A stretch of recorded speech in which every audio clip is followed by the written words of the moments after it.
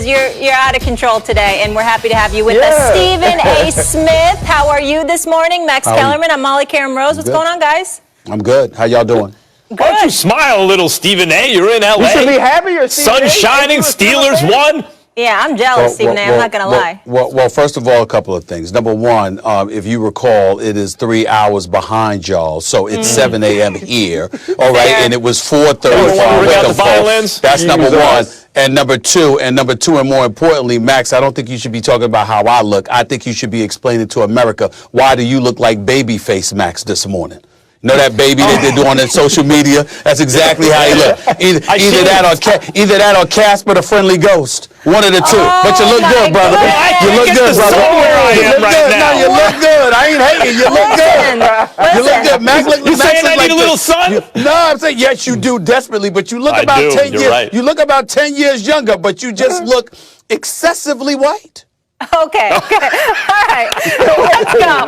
I thought women are hard on each other. How Just a little about tan. men? Just a little tan. Right. That's all I'm saying. Let's get away from complexion and let's focus on your Steelers, Stephen A. They rally from a 10-point deficit. They beat the Ravens. They are 7-0, undefeated for just the second time in franchise history. Last time was 1978, and they picked off Lamar Jackson twice. Let's hear from Mike Tomlin.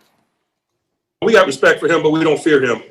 And so, we're not surprised by anything that transpires. The turnovers, I feel, is the reason we lost the game. I put that on me. The start of the game, the first drive, a pick six.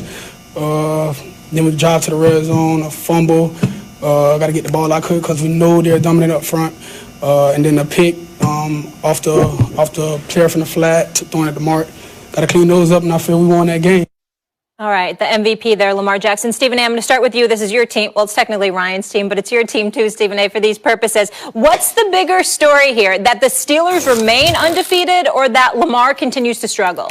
I think the story is that the Steelers remain undefeated because Lamar's struggles were relatively predictable. What did he finish on? He finished on 13 to 28 for 208 yards. What did I tell y'all coming into the game? It's a problem when he is forced to pass the ball. Obviously we know what an extraordinary runner that he is, but when you look at the Pittsburgh Steelers, the story right now, they are the only undefeated team in the National Football League. They are 7-0. Big Ben Roethlisberger had a horrid first half, showed up in the second half and handled his business, and the Steelers played smash mouth football and were able to neutralize a nemesis in their division, which is the Baltimore Ravens. They were down 17-7 at the half. I didn't expect them to come back and win this game, but that's exactly what they did. And when you look at the way that they're defending, when you look at the key stop with knowing that Lamar Jackson was going to probably run on that 4th and 2, and John Harbaugh called that play anyway, and ultimately the Steelers neutralized them and shut them down.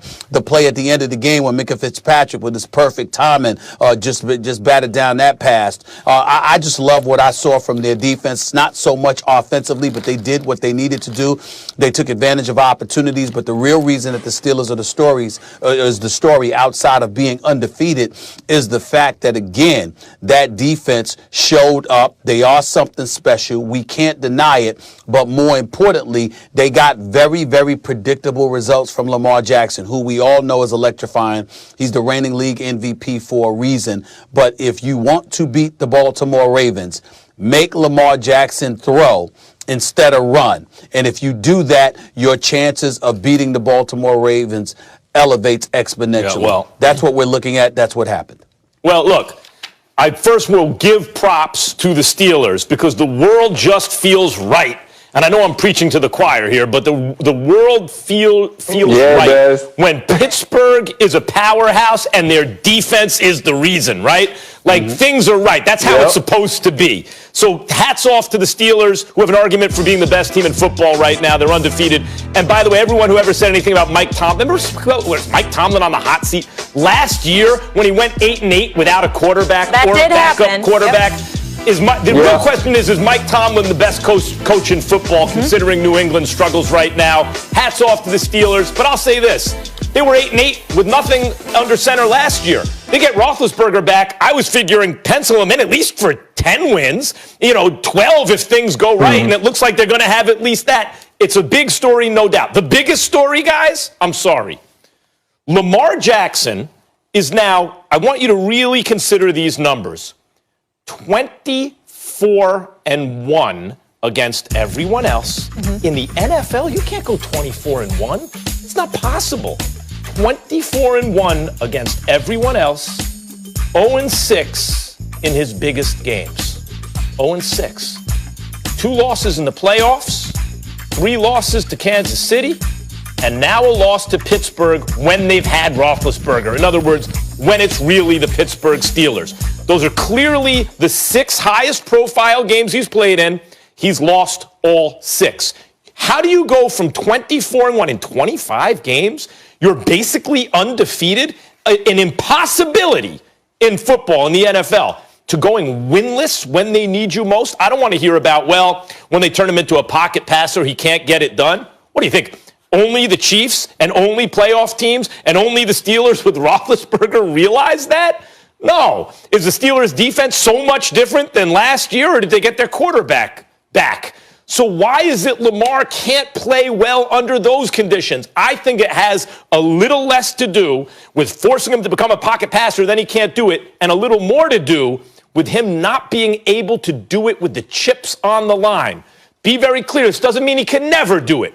But so far in his NFL career, he has not been the same player when the light shines brightest. And to me, that is the biggest story. Oh, man, my face is a little oily. You know, we don't have makeup. I just picked this up, guys. I didn't even know what that was. It was just laying around the house, man. That's crazy. It's crazy how that happens. I agree with Max. You're going to go first off. You're going to say the Pittsburgh Steelers came out and they won the game. But then you got to look at the game, and that's how you get to Lamar Jackson, to this being more about Lamar Jackson. The Baltimore Ravens rushed for 265 yards. The Baltimore Ravens held the Pittsburgh Steelers without a touchdown in the first half. So when you hear those two things, no touchdowns in the first half, you rush for 265 yards, you think that the Baltimore Ravens, who actually dominated the league's best run defense, wins the game. But they don't, because Lamar Jackson turns the ball over 3 times. 2 interceptions that are actually unexplainable. You can't have a defense for him. You can't misread and go to and pick the wrong check down. You can't misread the drop of the linebacker and go to the second layer, not the first. That's a mental mistake by your quarterback. You can't not hold on to the ball in the red zone and allow Bud Dupree to get the ball out. So what's starting to happen now is in the biggest moments when teams are tightly matched, Lamar Jackson can't be the difference. So what we're seeing is in games, in those 25 games, Max, where the Baltimore Ravens are the better team, where the Baltimore Ravens are a better coach, where the Baltimore Ravens are more physical, where their rosters match up favorably against certain teams, they can win. They can blow those teams out because it doesn't come down to clutch moments from their quarterback. And I'm the biggest Lamar fan there is. I want to see him succeed. I want to see him win. But this is becoming a reoccurring theme. When it's the biggest games, when the lights are the brightest, Lamar Jackson doesn't perform. And it's not that he doesn't get numbers or the offense doesn't look good. It's that in situational football moments, he comes up short. And if you do that, your team can't win a Super Bowl. Your team can't win a championship. And that's what this has come down to for Lamar Jackson and the Ravens. Can you win championships? And you can't with him playing that way.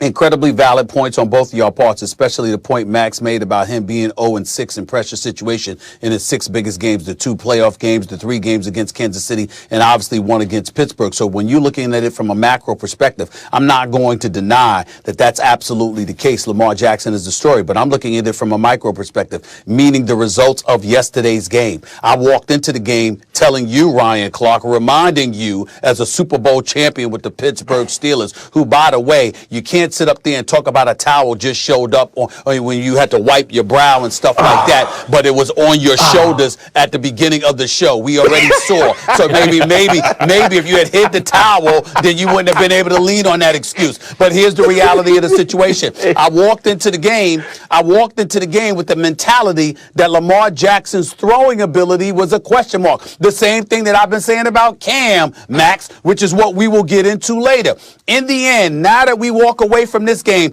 yes, we're going to talk about Lamar Jackson struggling again. And again, from a macro perspective, I don't disagree with either of y'all. But specifically compartmentalizing yesterday's game, I walked away from Baltimore saying, All right, Lamar Jackson did what I expected him to do.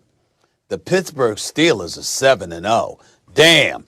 I didn't anticipate that. I anticipated, remember, at the beginning of the season, we thought the Ravens were the team to beat in the AFC North. The Pittsburgh Steelers would likely be a wild card team. That's what we thought. The Pittsburgh Steelers right now, in November 2nd, the Pittsburgh Steelers have the best record in all of football, and they are the only unblemished, undefeated team in the National Football League. To me, when you look at it from that micro perspective, I think that's the story rather than Lamar Jackson. Yeah, but you know what? I bet you're not taking them to win the whole AFC. In other words, I don't know. Because of Kansas City. I think our opinions about Pittsburgh have marginally been moved to more favorable. We already had a favorable opinion of them. But with Lamar, we're like, all right, is this actually a thing? Or look, you just run into Kansas City and Mahomes. Yes. You know what? Everyone's going to lose to them. You had the struggles in the playoffs, but actually, you got better in the playoffs.